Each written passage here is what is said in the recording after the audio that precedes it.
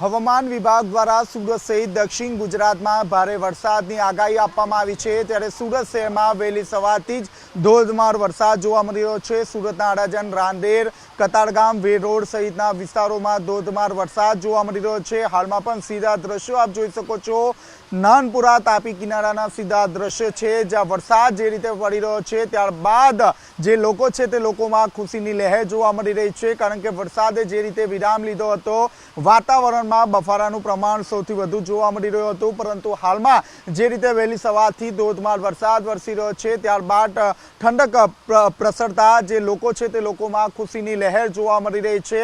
હાલમાં પણ હવામાન વિભાગ દ્વારા જે રીતે ભારે વરસાદની આગાહી આપવામાં આવી છે, ત્યારબાદ સુરત જિલ્લા કલેક્ટર દ્વારા માછીમારોને 3 દિવસ સુધી દરિયો ન ખેડવા માટે આદેશ આપી દેવામાં આવ્યા છે। આ ઉપરાંત તમામ જે અધિકારીઓ છે તેને સ્ટેન્ડ બાય રહેવા માટે આદેશ કરી દેવામાં આવ્યો છે। હાલમાં જે રીતે વરસાદ વરસી રહ્યો છે, જેને કારણે જે નોકરિયાત વર્ગ છે, જે વિદ્યાર્થીઓ છે, તેને ભારે હાલાકીનો સામનો કરવો પડી રહ્યો છે। ઉપરવાસમાં જે રીતે ધોધમાર વરસાદ વરસી રહ્યો છે, જેને કારણે ઉકાઈ ડેમની જળસ્તર છે સતત વધી રહ્યું છે, જેને કારણે તાપી નદીમાં પાણી છોડવામાં આવી રહ્યું છે। તાપી નદી બંને કાંઠે વહેતી હોય તે રીતના સુંદર જે દ્રશ્યો છે તે સામે આવી રહ્યા છે। આ ઉપરાંત જો વાત કરીએ તો હાલમાં જે ખેડૂતો છે તે ખેડૂતોમાં ખુશીની લહેર જોવા મળી રહી છે, કારણ કે હાલમાં જે પાણીની જે તાતી જરૂરિયાત છે તે પૂર્ણ થઈ જતા ખેડૂતોમાં પણ ખુશીની લહેર જોવા મળી રહી છે।